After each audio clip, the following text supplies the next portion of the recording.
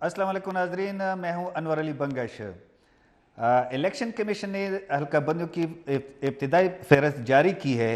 खैबर पख्तूनख्वा, सिंध, पंजाब, बलूचिस्तान कौमी असम्बली की जो हल्का बंदियाँ हैं वो इब्तदाई फहरस्त में मुख्तलिफ ज़िलों को साथ मिला के कौमी असम्बली के सीट्स बने हैं, तो उस पर बहुत से एतराज़ात आने वाले हैं।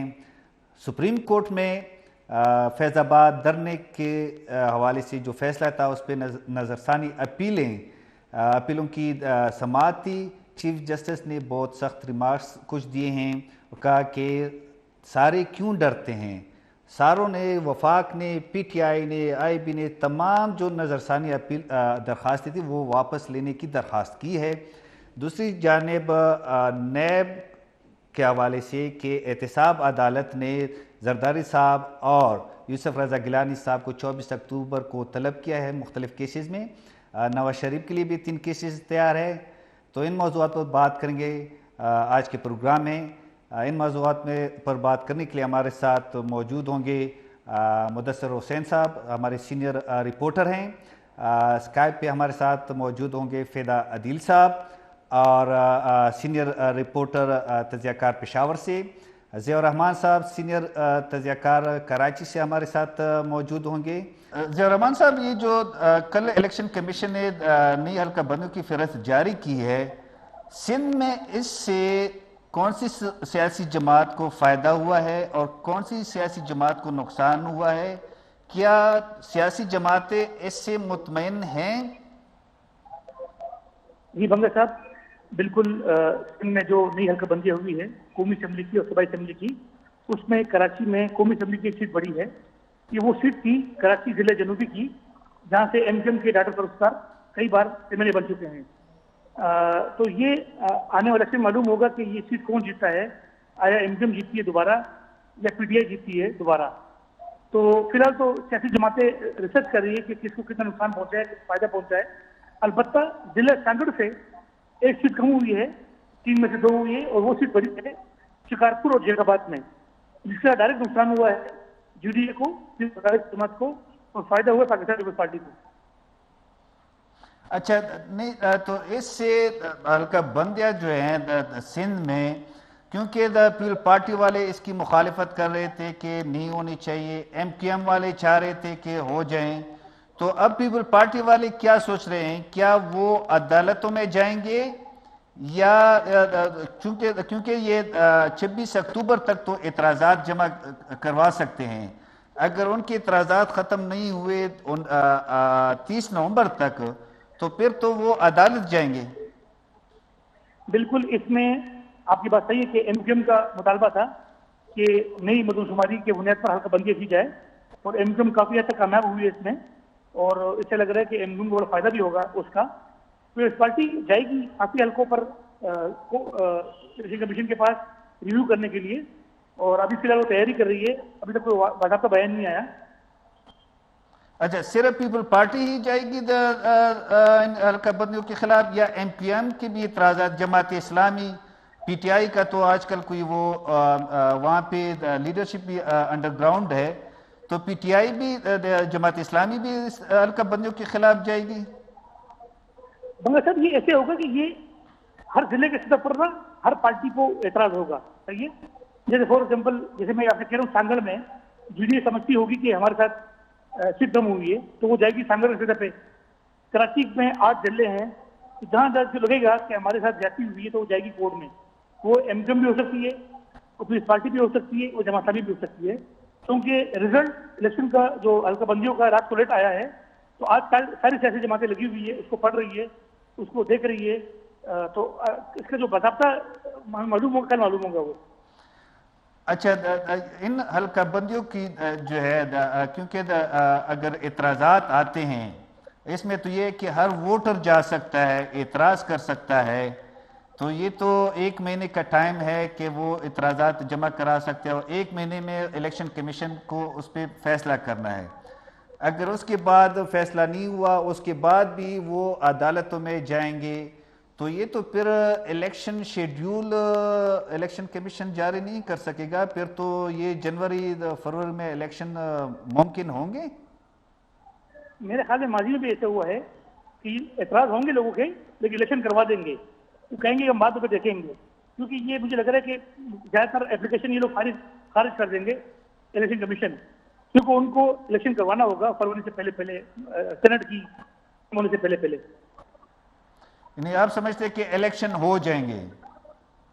ایسا لگ رہا ہے کہ جو اگر ہوں گے, کیونکہ مارچ میں سینٹ کی وہ پوری ہوگی مدت نا, تو ان سے پہلے آئینی طور پر آپ کو الیکشن کروانا پڑے گا.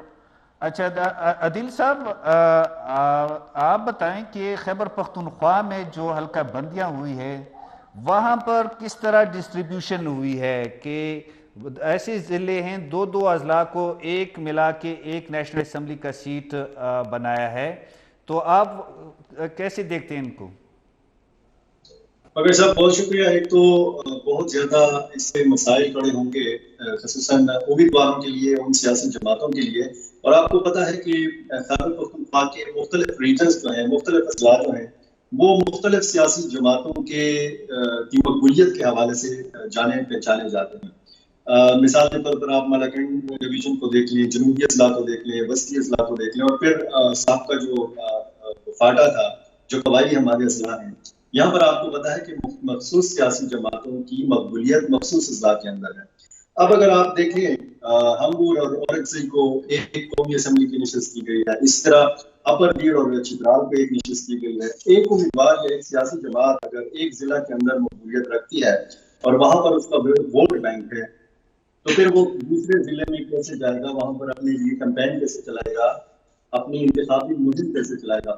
ایک نامی گرامی اگر کوئی امیدوار ہے کسی سیاسی جماعت کا وہاں پہ رہنما ہے, تو وہ اپنے ضلع میں تو ظاہر ہے کہ اس نے الیکشن لڑے بھی ہیں, اس کی اپنی پہچان بھی ہے, کہ دوسرے ضلع میں جا کے وہ ہر جلسے میں اپنا پہلے تعارف کرائے گا, جی فلاں میرا نام ہے اور فلاں علاقے سے تعلق رکھتا ہوں.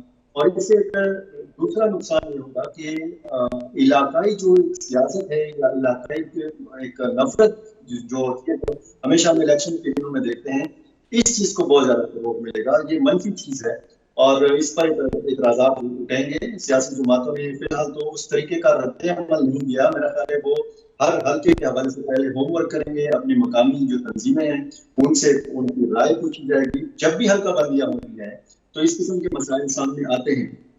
ایک امیدوار نے یا ایک سیاسی جماعت نے اگر تیاری کی ہوتی ہے ایک حلقے یا مختلف دیہات کے حوالے سے, اگر آپ دیکھ لیں مختلف صوبائی اسمبلیوں کے حلقے آپ دیکھ لیں اور قومی اسمبلی کے حلقے آپ دیکھ لیں, تو ایک ٹارگیٹ کا آپ کو پتا ہوتا ہے کہ یہاں پر میں نے لوگوں کے پاس جانا ہے, عوام کے پاس جانا ہے, ان کی ہمدردیاں سمیٹنی ہیں.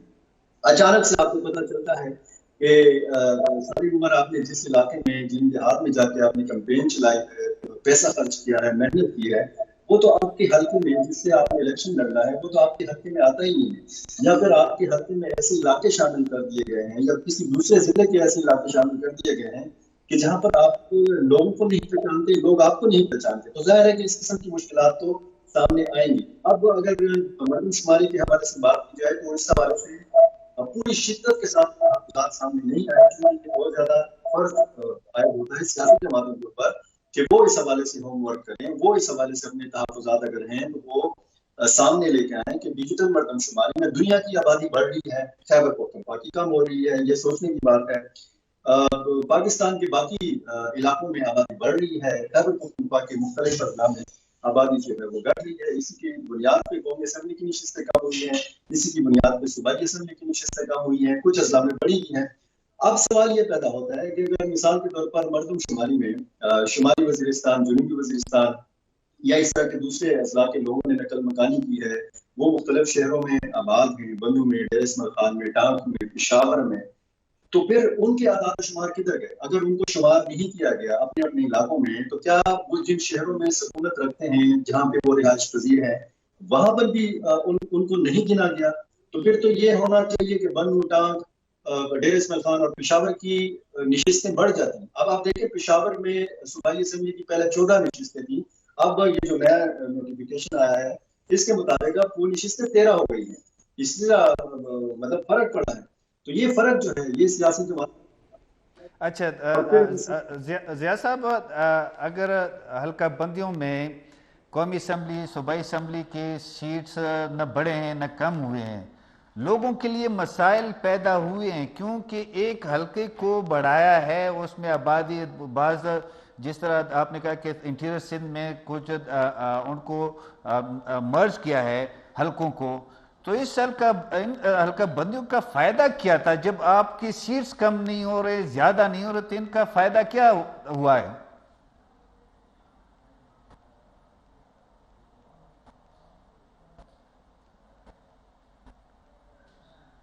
اچھا مدثر صاحب, آپ سے یہ کوشچن کروں کہ اگر حلقہ بندیاں جو ہے ان کا قومی اسمبلی میں نہ صوبوں کی سیٹس بڑھ گئے نہ صوبائی اسمبلیوں کی سیٹس بڑھ گئے, تو پھر ان حلقہ بندیوں کا فائدہ تو نہیں ہوا, لوگوں کے مسائل بڑھ گئے. کیونکہ اب فار ایگزامپل خیبر پختونخوا میں اورکزئی اور ہنگو کا جو ہے نا, اس کو ایک نیشنل اسمبلی بنا دیا. تو ایک قومی اسمبلی جس طرح فدا عادل صاحب بات کرتے کہ کئی ضلعوں کو ملا کے, 2 ضلعوں کو ملا کے ایک قومی اسمبلی کا حلقہ بنایا, تو فائدہ تو نہیں ہوا, تو ان حلقہ بندیوں کی ضرورت کیا تھی؟ دیکھیے, جہاں تک میرا خیال ہے, مجھے لگتا ہے کہ ان حلقہ بندیوں کے نتیجے میں کچھ صوبائی اسمبلیوں کی سیٹیں بڑھی ہے. جس طرح خیبر پختونخوا کی اسمبلی کی سیٹس پہلے 99 تھی, پھر اس کو 115 کر دیا گیا. تاہم جہاں تک آپ اس کی بات کر رہے ہیں نا کہ قبائلی اضلاع کو مرج کر کے, یا جس طرح پردیر اور چترال وغیرہ کو ملا کر, مجھے لگتا ہے کہ اس کے نتیجے میں سب سے زیادہ جو نقصان ہوگا وہ پولیٹیکل پارٹیز کو نہیں ہوگا, بلکہ جس کو نقصان ہوگا وہ انڈیپینڈنٹ کینڈیڈیٹس کو ہوگا. پولیٹیکل پارٹیز کا کہیں نہ کہیں آرگنائز سیٹ اپ ہوتا ہے, مطلب ان کا کینڈیڈیٹ اگر آ گیا, نون لیگ کا آ گیا, تو ظاہر سی بات ہے نون لیگ کی دیر میں بھی پریزنس ہوگی, چترال میں بھی ہوگی. اس طرح وہاں پر کمپین چلانا اس لوجسٹیکلی اتنا مشکل نہیں ہوگا جتنا ایک انڈیپینڈنٹ کینڈیڈیٹ جو ایک علاقے تک محدود ہوتا ہے, اس علاقے اس برادری تک محدود ہوتا ہے. تو اگر وہ وہاں سے باہر نکل کر چترال جائے گا تو یو کین امیجن کہ کتنا مشکل ہوگا اس کے لیے. ہاں, لیکن یہ چونکہ جتنی بھی حلقہ بندیاں اب تک قومی اسمبلی کی سیٹوں کے متعلق ہمیں جو معلومات آئی ہے, اس کے مطابق یہ اکارڈنگ ٹو دا پاپولیشن ہے. پنجاب میں پاپولیشن ریشو انہوں نے رکھا ہے ایک قومی اسمبلی سیٹ کے لیے 9,05,000, سندھ میں 9,09,000, خیبر پختونخوا میں 9,13,000. اس طرح مطلب تمام صوبوں میں کہیں نہ کہیں 9 لاکھ انہوں نے بینچ مارک رکھا ہے. اس کے بعد آگے سے انہوں نے کئی 10,000 30,000 اس طرح پاپولیشن کے بیسس پر انہوں نے یہ پوری ڈی لمیٹیشن کی ہے. لیکن میرا خیال ہے کہ اگر مردم شماری کی بنیاد پر حلقہ بندیاں کرنی تھی تو ظاہر سی بات ہے, آبادی پہلے ہماری 22 کروڑ تھی, اب 24 یا 25 کروڑ تک اس کا فگر جا رہا ہے, تو سیٹس بڑھنی چاہیے تھی, لوگوں کو مور اینڈ مور ریپریزنٹیشن ملنی چاہیے تھی. اور ریپریزنٹیشن علاقے, مطلب آپ نے ایک بڑا حلقہ ترتیب دے کر مسائل پیدا کر دیے. مسائل پیدا ہوئے ہیں, کم نہیں ہوئے. نہیں, کم ہونے کا تو بات ہی نہیں بنتی, کیونکہ کم کس صورت میں ہوں گے؟ کم اس صورت میں ہوں گے جب الیکشن کمیشن حلقہ بندیوں کو مور اینڈ مور ٹرانسپیرنٹ کرے گا, لوگوں کا ریپریزنٹیٹیو بنائے گا, ایک کنسٹیچوئنسی کو زیادہ سے زیادہ لوگوں کے لیے ریپریزنٹیٹیو بننا ہے. لیکن اگر نئی حلقہ بندیاں ہوئی ہے اور اس کے نتیجے میں آپ نے پچھلے الیکشن میں بھی دیکھا ہوگا کہ خاندان کے ایک فرد کا ووٹ اگر ایک یونین کونسل میں تھا تو دوسرے کا کہیں 20 کلومیٹر جا کر کسی دوسری یونین کونسل میں ان کو اس نے رجسٹر کیا تھا. تو سچ ٹائپ آف پرابلمز جو ہے وہ رائز ہوں گی, اور ان علاقوں میں جہاں پر یہ قومی اسمبلی کے حلقوں کے ساتھ ان کو ڈسفارم کیا گیا ہے, تو آئی بلیو کہ it will give way for more and more problems. اچھا فدا صاحب, جس طرح آپ کہہ رہے ہیں کہ کوہستان اور اس کو مختلف 2 اپر لوور کو ایک کر کے قومی اسمبلی بنایا, تورغر کو مانسیرا کے ساتھ شامل کیا, کورم میں ایک حلقہ ہوا, ساؤتھ اپر اور لوور جو ساؤتھ وزیرستان ہے اس کو ایک کیا. تو خاص کر قبائلی علاقے کے لوگوں کے ساتھ تو پھر وہ تو آئین نے زیادتی کی ہے کہ ہم نے 25ویں ترمیم کے تحت قبائلی علاقوں کے 12 سیٹوں کو 6 کر لیا, ٹھیک ہے. تو وہاں پہ ریزنٹمنٹ تو اور بھی بڑھتی ہے اس سے. بالکل, یہ انتہائی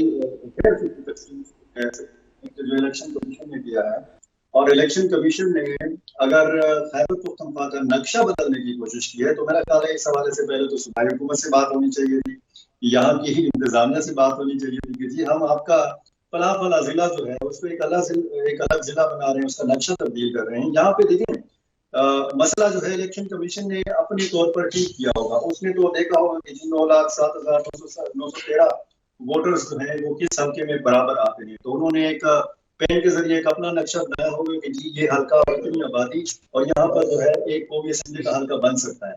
غیر فطری جیسے سین ہے. اور آپ کو پتا ہے کہ الیکشن میں یہ نہیں دیکھا جاتا کہ کون سا گاؤں, کون سا ضلع اور کون سا ڈسٹرکٹ اور کہاں کی حدود, کہاں کی سرحدات. یہاں پہ برادری سسٹم ہوتا ہے. برادری سے آپ کو پتا ہے کہ مختلف قبائل یہاں پہ آباد ہیں, مختلف برادریاں ہیں, اور برادریاں جو ہیں الیکشن میں آپ کو پتا ہے کہ وہ انتہائی اہم کردار ادا کرتی ہیں. مختلف قبائل جو ہیں وہ اہم کردار ادا کرتے ہیں. مختلف قبیلے کے لوگ ہیں جو اپنے ہی قبیلے کے لوگوں کو سپورٹ کرتے ہیں. اب اگر ایک بندہ مثال کے طور پر اورکزئی سے تعلق رکھتا ہے, وہ ہنگو میں جا کے کس طریقے سے ووٹ لے گا؟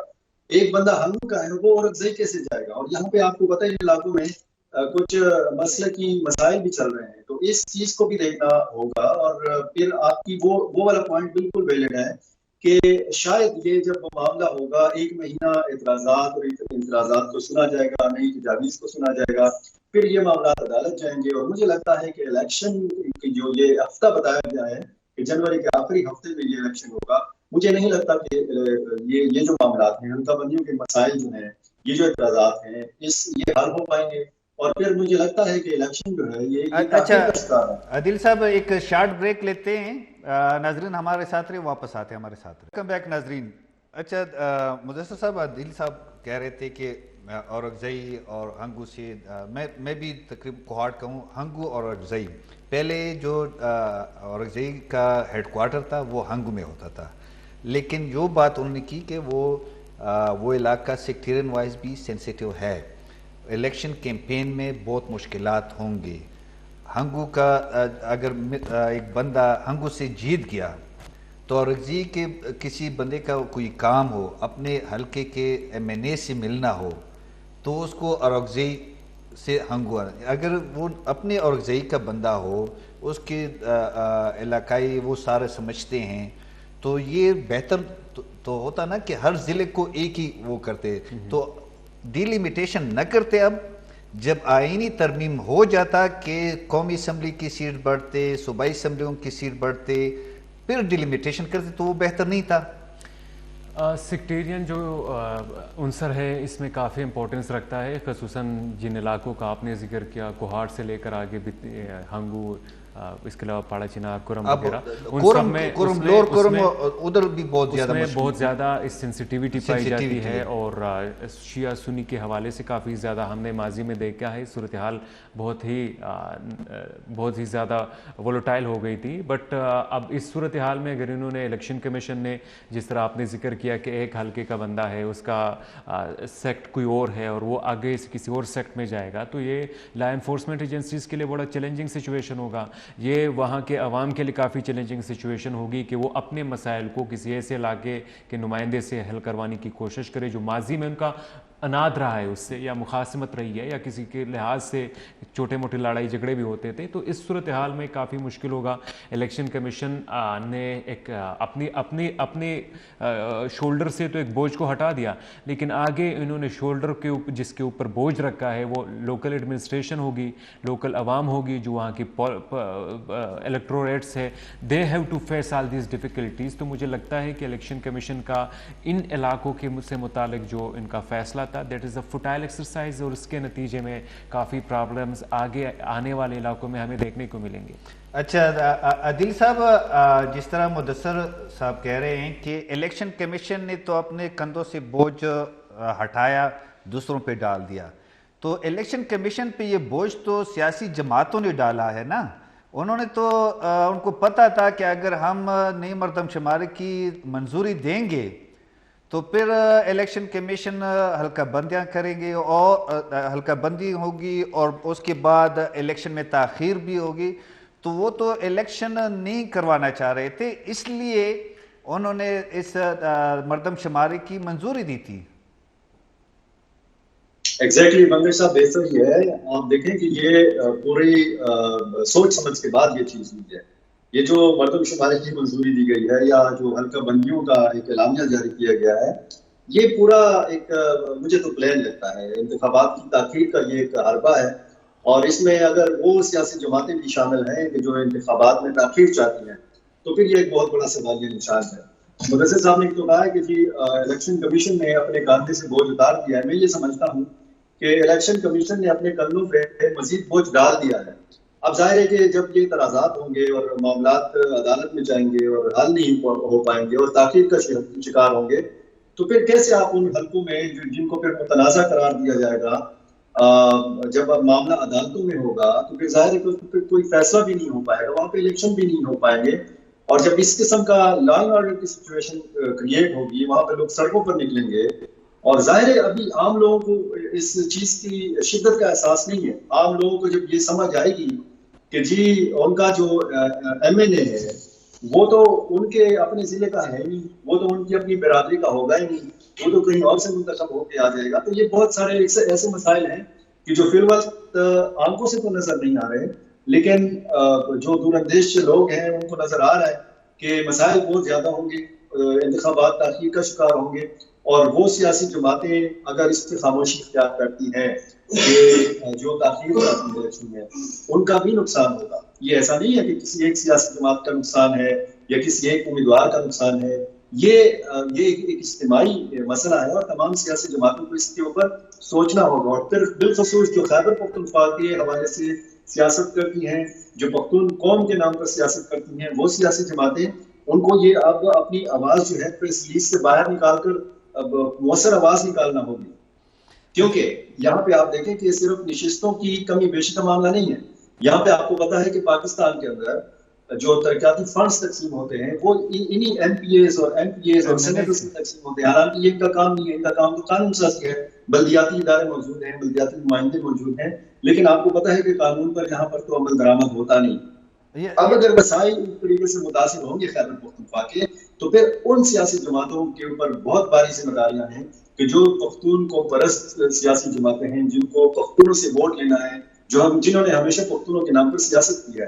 اور پھر آپ دیکھیں ہماری جو مذہبی جماعتیں ہیں ان کی لیڈرشپ بھی خیبر پختونخوا سے تعلق رکھتی ہے. آپ کی جو مین اسٹریم کی سیاسی جماعتیں ہیں, تحریک انصاف ہے, پاکستان پیپلز پارٹی ہے, پاکستان مسلم لیگ نون ہے, یہ ایسی جماعتیں تو نہیں ہے کہ خیبر پختونخوا سے جنہوں نے الیکشن نہیں لڑنا.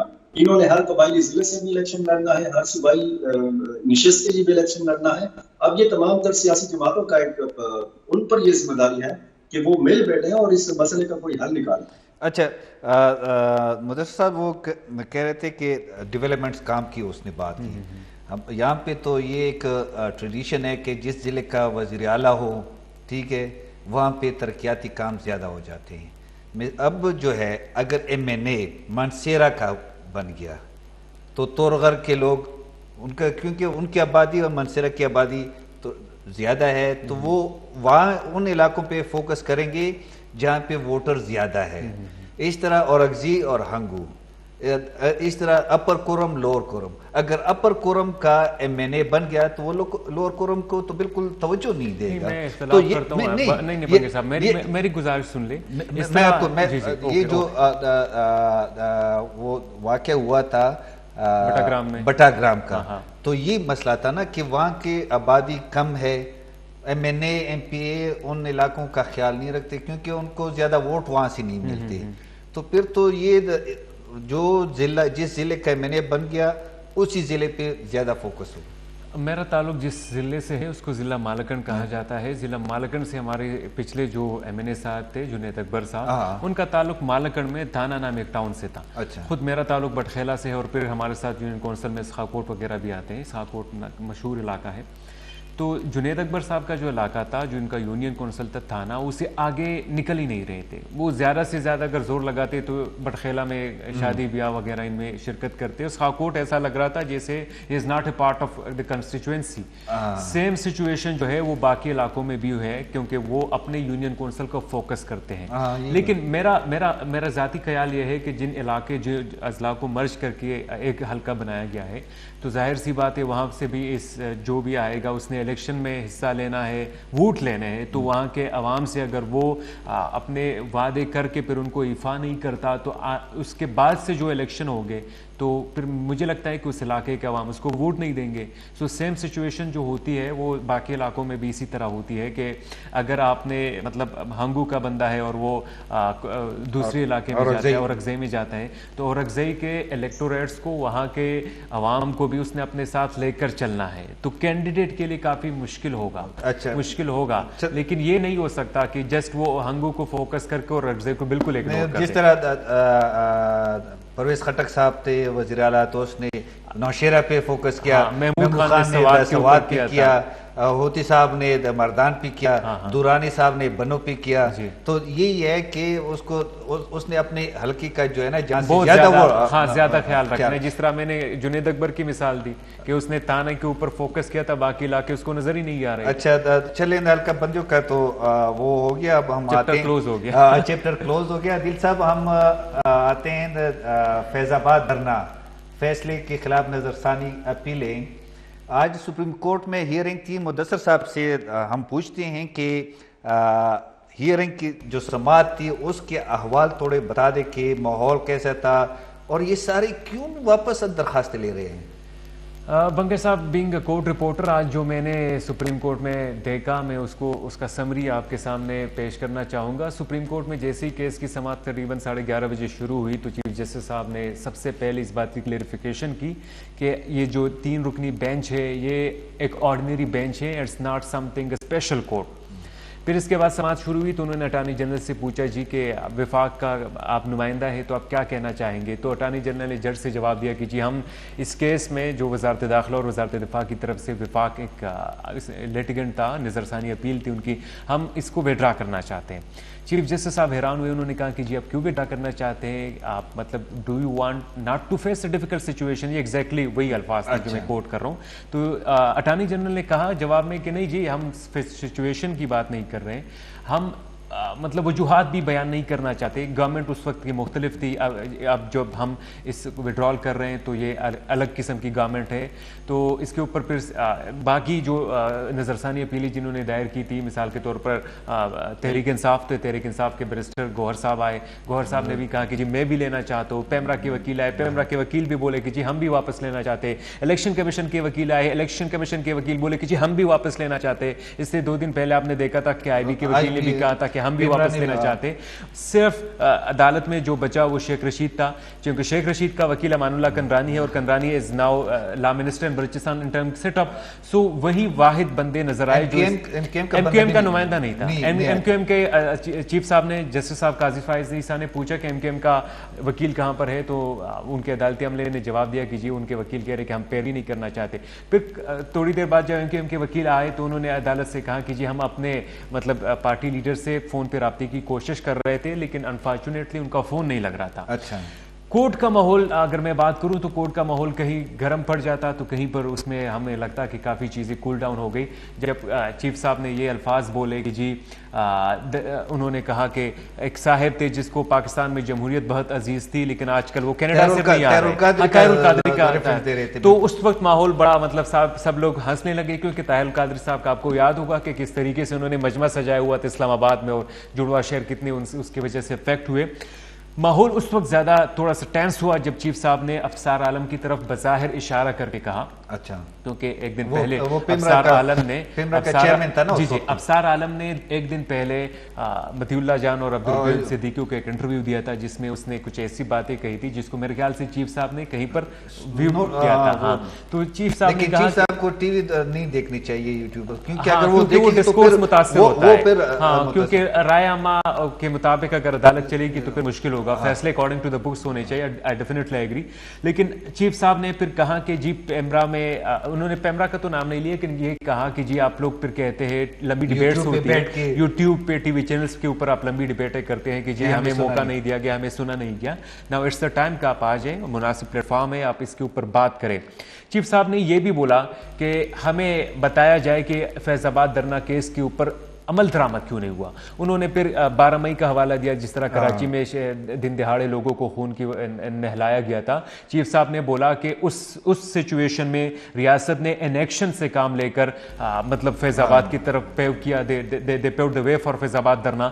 فیض آباد دھرنا میں آپ لوگوں نے معاہدہ کیا, اس معاہدے کو ہم نے پھر کہا کہ یہ کالعدم ہے کیونکہ اس کی قانون کے مطابق کوئی حیثیت ہی نہیں ہے. اس کے اوپر عمل درآمد آپ نے نہیں کیا. تو پھر بنگے صاحب میں بات مکمل کروں. پھر یہ ہوا کہ جنا والا واقعہ ہوا. اگر آپ نے فیض آباد دھرنا کیس میں فیصلے پر عمل درآمد کیا ہوتا تو جنا والا and such type of other incidents جو تھے دے وونٹ ہیو ہیپنڈ. اچھا عادل صاحب, جس طرح مدثر صاحب کہہ رہے ہیں کہ عمل درآمد صاحب, میں ایک بات کہنا چاہتا ہوں. آج سپریم کورٹ میں صاحب لفظ کے اوپر بھی پابندی لگی ہے کہ جی آپ لوگ صاحب لفظ یوز نہ کریں. وہ سرکاری افسران کے لیے ہیں اور مہمانوں کے لیے تو یہ جائز ہے. عادل صاحب, یہ جو چیف جسٹس صاحب کہہ رہے ہیں کہ امپلیمنٹیشن, اب جو سارے نظر ثانی اپیلیں واپس لی جاتی ہے, اور چیف جسٹس نے کہا کہ ہم اس کو رکھتے ہیں, اب سارے جو پٹیشنر ہے نظر ثانی جو درخواستیں آئی ہیں وہ ریٹن اپنا موقف جمع کر لے, بعد میں ہم اس پہ فیصلہ کریں گے. اگر امپلیمنٹیشن ہوتی ہے تو آپ کا کیا خیال ہے کہ زیادہ سیریس کنسیکوینسز کن کے لیے ہوں گے؟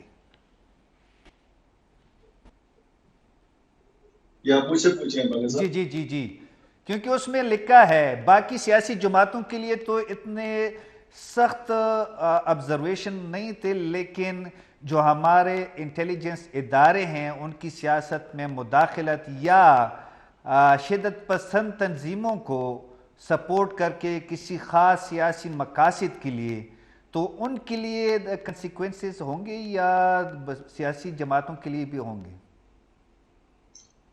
دیکھیں بنگے صاحب, آپ ہوشیار آدمی ہیں اور جس طریقے سے جس ہوشیاری سے لوگوں نے اپنی نظر ثانی کی درخواستیں واپس لی ہیں, اور میرا خیال ہے چیف جسٹس صاحب یہی چاہتے تھے کہ اسی طریقے سے جو نظر ثانی کی درخواستیں ہیں یہ واپس کی جائیں, کیونکہ اس وقت یہ انہوں نے استفسار بھی کیا کہ اس وقت اگر آپ کو فیصلے میں کوئی خامی نظر آ رہی تھی تو آج یہ سب کیا ہو گیا کہ آپ اس فیصلے کے حوالے سے نظر ثانی کی اپیلیں جو وہ واپس لے رہے ہیں.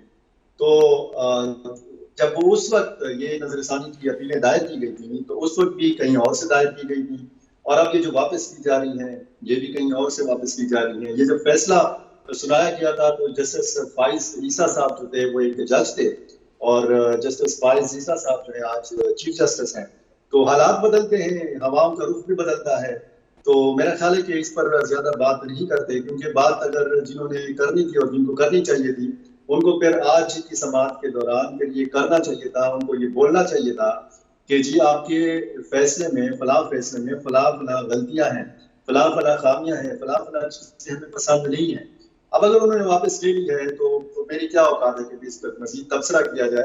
پاکستان کے اندر جس طریقے سے آپ کو پتا ہے کہ اپنی ایک جو ذمہ داری ہوتی ہے آئینی, اس میں تو ادارے کام کرتے نہیں ہیں, اور اگر اس طرح کے فیصلے پھر سامنے آ جاتے ہیں تو پھر اس میں پھر مزید یہ چیز جو ہے ایکسپوز ہو جاتی ہے, اس میں پھر بات کی جاتی ہے, اس میں پھر تبصرے کیے جاتے ہیں, اور ظاہر ہے کہ آج کی جو سماعت ہوئی ہے, یہ جو جتنی بھی پروسیڈنگ ہے اس حوالے سے پھر تبصرے ہوں گے, اس حوالے سے بات ہوگی. تو یہ ان اداروں کو سوچنا چاہیے کہ جو آئینی ذمہ داریوں کے حوالے سے جن کا جہاں پہ ذمہ داری ہے وہ اپنے دائرے کے اندر اپنی ذمہ داریاں اگر وہیں پہ ادا کرے, اور جس طریقے سے کہا گیا کہ اگر اس فیصلے پر اس وقت عمل درآمد ہو جاتا, امپلیمنٹ ہو جاتا, تو بہت سارے مسائل سے ہم بچ سکتے. اچھا عادل صاحب, ایک شارٹ بریک کا وقت ہوا ہے, ناظرین ہمارے ساتھ رہیں, شارٹ بریک کے بعد آتے ہیں. ویلکم بیک ناظرین. اچھا مدثر صاحب, جس طرح چیف جسٹس صاحب نے کہا کہ آپ لوگ سارے کیوں ڈرے ہوئے ہیں, بات نہیں کرتے, کھول کے بات کر لیں, اپنی غلطی تسلیم کریں. سزا جزا تو بات کی بات آتی ہے, پہلے اپنی غلطی تسلیم کر لیں. تو غلطی جو ہے وہ کون تسلیم کرے گا؟ یہاں پاکستان میں تو کوئی ادارہ یا کوئی شخص اگر اپنی غلطیاں تسلیم کر لے, اور جس طرح ٹروتھ اینڈ ریکنسیلیشن کمیشن کی بات ہو رہی ہے, پھر تو ملک آگے جا سکتے, لیکن پاکستان میں تو یہ کانسیپٹ ہی نہیں ہے. بالکل چیف جسٹس صاحب نے یہ بھی بولا ساتھ میں کہ جی یہاں پر کہا جاتا ہے کہ پاکستان میں آپ گڑے مردے نہ اکھاڑے، آپ چلتے جائے، جو آج ہوا ہے اس کے بارے میں آنے والے کل کی بات نہ کرے تو اس کا فائدہ یہ ہوگا کہ آپ کا سسٹم چلتا رہے گا. آپ عدیل صاحب سے پوچھ رہے تھے کہ جی اس کے کانسیکوینسز کیا ہوں گے، تو آپ کا کویشچن خود ایک ہائپوتھیٹیکل کویشچن ہے، ایک ہائپوتھیسس ہے کہ اس کے کانسیکوینسز کیا ہو سکتے، کیونکہ آپ کو بھی پتہ ہے کہ پاکستان میں ایسے پاورفل افراد کے خلاف ایکشن لینا یہ بہت ہی ایک ناممکن قسم کا کام ہے، کیونکہ اس سے پہلے ہم نے دیکھا جب سپریم کورٹ نے فیصلہ دیا کہ جی آپ الیکشن کروائے، سسٹم پورا ان کے خلاف تک الیکشن نہیں ہوگا، تو چیف جسٹس صاحب کو اس فیصلے کا وہ حشر نشر ہوا کہ تاریخ اس کو یاد رکھی کہ میں جسٹس بنجال کی بات کر رہا ہوں. تو آج جو کنسیکوینسز میں سمجھتا ہوں کہ وہ کنسیکوینسز خود عدالت کے لیے کافی مشکل صورتحال پیدا ہو سکتی ہے، کیونکہ عدالت جو ہے وہ حکم دے سکتی ہے، امپلیمنٹیشن جو ہے ایگزیکٹو کا کام ہے، اور ایگزیکٹو اپنے خلاف ایکشن نہیں لے سکتی. نہیں، ایگزیکٹو اپنے خلاف ایکشن نہیں لے سکتی، لیکن ریٹائر لوگوں کے خلاف تو کارروائی کر سکتے ہیں. نہیں وہ بھی نہیں ہو سکتا. مگر صاحب میں آپ کو ایکسپلین کروں. نہیں میری بات سنیں، اصغر خان کیس کو چھوڑ دیں، آپ ریسنٹ پاسٹ میں آ جائے، جنرل پرویز مشرف کے خلاف آپ کے ایک عدالت نے غداری کیس میں اس کو سزائے موت سنا دی.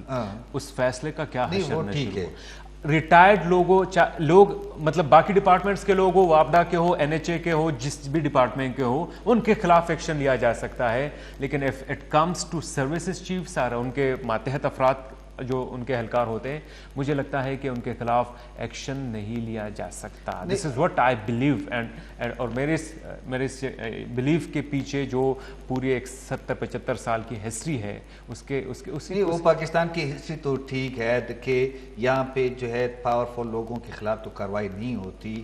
At least Azhar Khan case میں یہ تو ثابت ہوا کہ یہ ہوا ہے. پھر ایف آئی اے نے نون لیگ کے دور میں اس پہ کام بھی شروع کیا تھا، جو دورانی صاحب تھے اس کو بلایا بہت سے، لیکن وہ ابھی تک ادھر ہی ہے، اس پہ پورا. لیکن اس میں جو ہے اگر امپلیمنٹیشن نہیں ہوتی تو پھر تو موجودہ چیف جسٹس اگر اپنے فیصلے پر عمل درآمد نہیں کرا سکے تو پھر تو باقی چیف جسٹس کی طرح اس کا بھی مجھے لگتا ہے کہ چیف جسٹس صاحب نے بالکل انیشیل فیزز میں جب انہوں نے عہدہ سنبھالا ہے، اس اہم کیس کو پیک کر کے ایک بہت ہی مشکل صورتحال عدالت کے لیے بھی کھڑی کی ہے، کیونکہ کل آپ کو پتہ ہے آر ٹی آئی کمیشن سے متعلق بھی ایک فیصلے میں عدالت بہت مشکل پوزیشن میں آ گئی تھی، کیونکہ چیف جسٹس صاحب جو ہے اگر وہ اپنے فیصلے پر عمل درآمد نہیں کرا سکتے اور جس جوش و جذبے کے ساتھ وہ عدالت میں بولتے ہیں، تو مجھے لگتا ہے کہ ان کے لیے بہت مشکل صورتحال ہوگی، وہ بہت محدود ہو جائیں گے. صورتحال ٹکراؤ کی طرف بڑھ سکتی ہے. ونس اگین اداروں کے بیچ میں ٹکراؤ کی کیفیت ماضی میں بھی تھی. جسٹس جب افتخار چودھری صاحب تھے تو وہاں پر بہت زیادہ ٹکراؤ آ رہا تھا، بہت زیادہ ایکسٹریم قسم کی پوزیشن تھی. اب دوبارہ اللہ نہ کرے کہ پاکستان کے 3 بڑے فلرز جو ہے وہ آ جائے اور ایک دوسرے کے ساتھ تصادم کی کیفیت پیدا ہو. اس کا نقصان زیادہ ہوگا، فائدہ مجھے لگتا ہے کچھ خاص نہیں ہوگا، کیونکہ ماضی میں بھی جب تک آپ کا سسٹم سے جو میرا مطلب ہے وہ آپ سمجھتے ہیں، جب تک آپ کا وہ system if they don't mend their ways تب تک آپ کی عدالتیں ان کو جسٹ پینچ کر سکتی ہے، ان کو کسی طریقے سے کوشش کر سکتی ہے، but they can not force, مطلب کورٹ فورس نہیں کر سکتی. یہ سب جوڈیس معاملہ ہے. بنگش صاحب آپ ہمارے اوپر کنٹیمپٹ لگوائیں گے. ہم تو جب فیصلے کی امپلیمنٹیشن پہ آئے گی بات تب بات کریں گے کہ کس طرح امپلیمنٹ ہوتا ہے اس کا. وہ عدیل صاحب اگر فیصلے اس فیض آباد دھرنے کے فیصلے پر عمل درآمد ہوتا تو سیاسی حالات آج مختلف نہ ہوتے؟ اگر 2019 پہ اس پہ فیصلے پر عمل درآمد ہوتا تو یہ جو آج پولیٹیکل انسٹیبلٹی ہے اور جتوں کا جو ایک روایت ہے وہ ختم ہو جاتا. اس فیصلے کے تناظر میں اگر آپ دیکھیں اور اس پر عمل درآمد کے حوالے سے اگر بات کی جائے تو ملک کے اداروں کو اس وقت تطہیر کی ضرورت ہے. ملک کے اداروں کے اندر، ہمارے سسٹم کے اندر جو خامیاں ہیں، ہماری جوڈیشری، ہماری جو ملٹری اسٹیبلشمنٹ ہے، ہماری جو سیاسی نظام ہے، ہمارا پارلیمنٹ ہے، ہر جگہ پہ بہتری کی گنجائش موجود ہے. اور موجودہ سیاسی عدم استحکام کو آپ دیکھ لیں، موجودہ ملک کی اقتصادی صورتحال کو دیکھ لیں، عوام کی آپ حالت مزاج دیکھ لیں، مہنگائی کی جو صورتحال ہے اس کی وجہ سے آپ دیکھیں یہ ساری چیزیں انٹر لنک ہیں، ایک دوسرے کے ساتھ جڑی ہوئی ہیں. اگر ملک میں سیاسی عدم استحکام ہے تو آپ کی معیشت پر فرق پڑتا ہے. معیشت آپ کی خراب ہے تو ظاہر ہے کہ لوگ مہنگائی کے ہاتھوں چیختے ہیں. اور پھر جب آپ کا ایک آئین واضح طور پر موجود ہے اور پھر جب آپ کی عدالتیں موجود ہیں تو پھر عدالتوں کو آزادانہ طریقے سے فیصلے کرنے چاہیے. اور پھر جب کوئی فیصلہ عدالت کرے تو پھر اس پر آزادانہ طریقے سے عمل ہونا چاہیے. اداروں کو یہ نہیں چاہیے کہ کسی مخصوص گروہ، کسی مخصوص تنظیم، کسی مخصوص سیاسی جماعت کو گود میں لے اور پھر اس کو پالے اور اس کو اس طریقے سے پالے کہ جس طریقے سے پھر ہم نے ماضی میں دیکھا ہے اور پھر اس کی صورتحال کے حوالے سے دیکھا ہے. اس فیض آباد دنگے کے حوالے سے اگر فیصلہ اس کی آپ باریکیوں میں جاتے ہیں، اس کی تفصیلات میں آپ جاتے ہیں تو بہت سارے اس میں پہلو ہیں. اس میں آپ دیکھیں الیکٹرانک میڈیا کا کردار ہے. اس میں آپ دیکھیں کہ مختلف تنظیموں کو جس طریقے سے سپورٹ کیا گیا، مختلف لوگوں کی طرف سے سپورٹ کیا گیا، وہ کردار اس میں واضح ہے. اب میرا جنرل جواب صرف یہ ہے کہ تطہیر ہونی چاہیے اور تطہیر کا یہی موقع ہے کہ ہم نے اس ملک کو اگر مسائل سے نکالنا ہے اور اس ملک کو آگے لے کے جانا ہے تو پھر ہمیں اپنی اپنی حدود کے اندر رہ کر اپنی اپنی ذمہ داریاں ادا کرنی ہیں. اچھا مدثر صاحب، جس طرح پہلے بھی آپ یہ بات کر رہے تھے کہ اس میں جتوں کی بات کی تھی، اگر آپ کو یاد ہو جو ٹی ایل پی ہے 2018 الیکشن سے پہلے اس کو اس میں ہوا بری، اور دوسری یہ ہے کہ پھر اسی وقت کی حکومت کے ساتھ معاہدہ ہوا، پھر کچھ جو ہمارے ادارے ان کے لوگوں نے ان پہ دستخط کیے، اس پہ بھی عدالت میں بات ہوئی. میرے خیال میں انہوں نے کہا کہ وہ معاہدہ بھی مانگا ہے کہ وہ ریکارڈ وہ سارا کچھ وہ اس پہ وہ بات ہوئی ہے.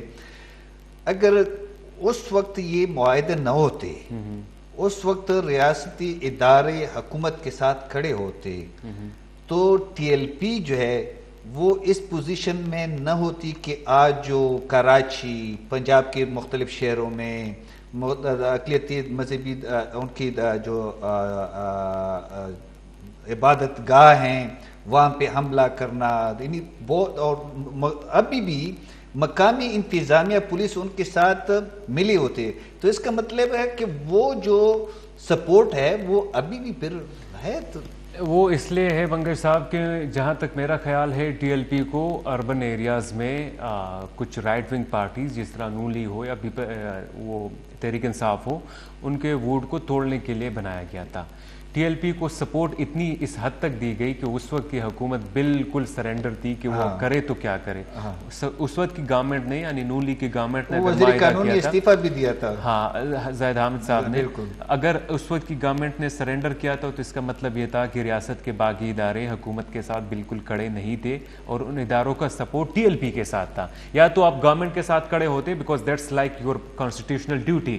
اگر آپ وہ نہیں کرتے تو ایٹ مین کہ آپ جن ایلیمنٹس کے ساتھ کھڑے ہیں جو اینٹی گورنمنٹ ایلیمنٹس ہے تو آپ کی سپورٹ ان کے ساتھ تھی. تو اس سپورٹ سے ٹی ایل پی ایک فرینکینسٹن مانسٹر بنی. وہ ایسی مانسٹر بنی کہ آج بھی آپ دیکھیں تو فرانس کے اوپر، کبھی کسی اور ملک کے اوپر جا کر پورے ملک کو بلاک کر دیتی ہے. اور اب ان کی سپورٹ اس حد تک بڑی ہے کہ پراپرلی کئی علاقوں میں وہ بڑی بڑی پارٹیوں کو ٹکر دینے والے ہیں الیکشن میں. کراچی سے لے کر آپ خیبر تک، پشاور تک، بلکہ میں مالکن کے الیکشن کی بھی مثال دوں گا کہ وہاں بھی ٹی ایل پی نے کینڈیڈیٹس کھڑے کر کے اچھے خاصے ووٹس لیے ہیں. تو ایٹ مین کا ان کا جو نظریہ تھا یا ان کو جو سپورٹ دی گئی، ان کو جو جس طریقے سے فنڈ کیا گیا، وہ اتنی صلاحیت کر گیا ہے کہ وہ معاملہ اب اس کو کنٹرول کرنا کافی مشکل ہوگا. ٹی ایل پی کے معاملے پر ریاستی اداروں نے بہت زیادہ، میں کہوں گا کہ ایک مایوس کن کردار ادا کیا. اب اس فیصلے میں بھی اچھا بنگے صاحب وہ صرف نون لیگ کے خلاف نہیں تھا، پھر اس ٹی ایل پی کو تحریک انصاف کے خلاف بھی یوز کیا گیا. تحریک انصاف کی گورنمنٹ کو بھی پتا تھا کہ ہم کچھ کر بھی نہیں سکتے، انہوں نے بھی معاہدہ کر کے اپنی جان خلوصی کی. تو اس طریقے سے ریاست کی ریٹ کو ریاستی اداروں نے کمزور کیا ہے اور اس کے جو فال آؤٹ اثرات ہوں گے وہ آنے والے دنوں میں مزید زیادہ ہوگا. ہمارے پروگرام کا وقت بھی ختم ہو رہا ہے ناظرین. آصف علی زرداری، یوسف رضا گیلانی کو تو احتساب عدالت نے 24 اکتوبر کو بلایا ہے، طلب کیا ہے، اور میاں صاحب کے خلاف بھی 3 کیسز اوپن ہو رہے ہیں. ان کے آنے کے بعد ان کو بھی بلائیں گے احتساب عدالت میں. تو دیکھتے ہیں کہ احتساب کا کیا بنتا ہے، کیونکہ الیکشن ہوں گے نہیں ہوں گے، میاں صاحب آئیں گے، ڈائریکٹ جیل جائیں گے، عدالت جائیں گے، یا پاکستان لیڈرشپ جتنی بھی ہوگی، چاہے نون لیگ کے ہو، چاہے وہ پیپلز پارٹی کو، تحریک انصاف کے ہو، ان کے پیچھے کیسز ایسے چھوڑے گئے جس طرح مطلب باولی کتے چھوڑے جاتے ہیں. اچھا، وہ مینار پاکستان پہ جلسے سے خطاب کریں گے کہ نہیں؟ کچھ دنوں کے بعد پتہ چلے گا. ہمیں اجازت دیجیے، اللہ حافظ.